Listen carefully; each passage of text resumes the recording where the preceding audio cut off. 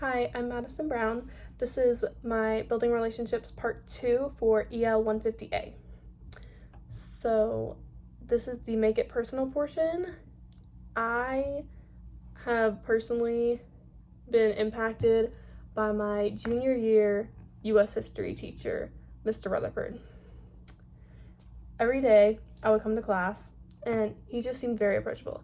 I had him at 8 a.m. every single day, except for Fridays. And we were a super tiny class. There was 8 of us because super early, and there was a bunch of other electives.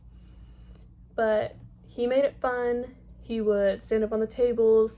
He would make sure everyone understood. And for me, I have had problems asking questions because of an incident that happened my junior year also, which he helped me through, which I'll get into a little bit later. But he was always approachable. You could ask him any question about anything.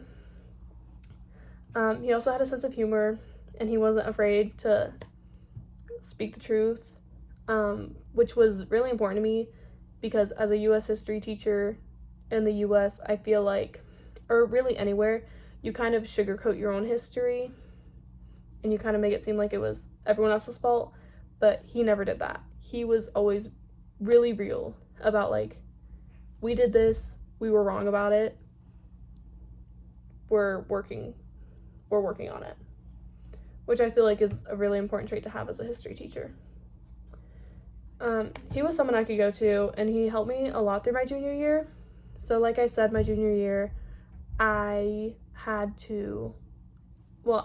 junior year, I took a biology class, college biology.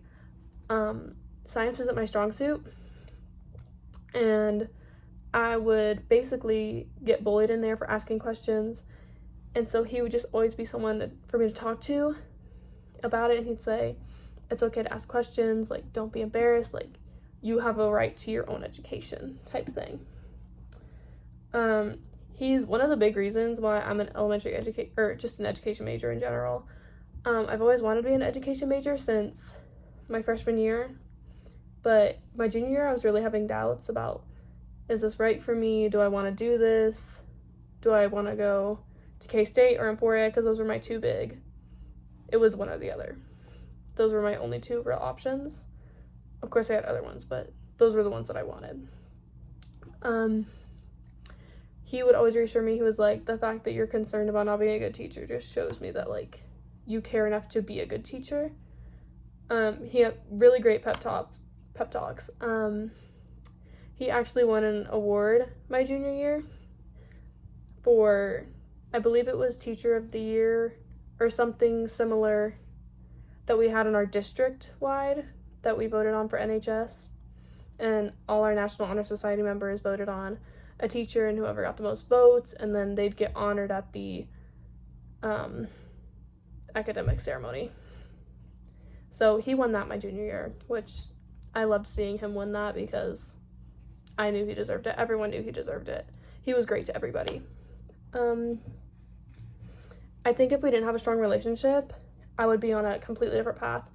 I think my thoughts would have gotten to me, and I might have switched my major. I have no idea what to. I didn't have a backup plan. Still really don't, because I really want to do this. And I'd probably be at K-State right now, because for me, K-State was kind of like my easy way out, because a lot of my friends were going, and it's 30 minutes away from home. I would be close to my family, close to my friends. I wouldn't be forced to make new friends, because I think there's about 2 people from my school that went here, but we weren't ever really close. And I don't even think I've really seen them that much here. I learned from him that it's important to ask questions, and it's also okay to not know all the answers, because I'd ask him something, he'd say, I don't know, let's look it up. He was one of those teachers. It wasn't, I don't know, go sit down. It was, let's find out together. In my future classroom, because of his impact on me, I want to always be open to questions. I want to be open to learning with my students. I don't want them to think I know everything. I want them to know it's okay to not know things, because I really struggled with, why does everyone know this and I don't? And I never want anyone in my classroom or anyone who steps foot in my classroom to ever feel that way, because it is a terrible, terrible feeling. I want to be there for my students the way that he was there for me. He would listen to me talk about all my problems at 8 in the morning, 8:50 when our class would get done. Right after his class, I'd go on my placements, so I'd go right to the elementary school. I'd tell him what I did the day before, and I'd tell him what I'm doing that day.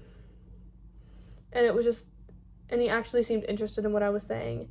It wasn't just like a nod and like, get out of my classroom so I can do what I need to do. He never made you feel rushed. He made you feel like you mattered in that classroom. I just want to be there. I want to be someone they can talk to. I want my classroom to be a safe space, but not in just like a, oh, you can go sit in the corner and feel your feelings. I want you to feel like you are able to talk to me and be honest, so I can help you do what you need to do or get you the help that you need. Thank you.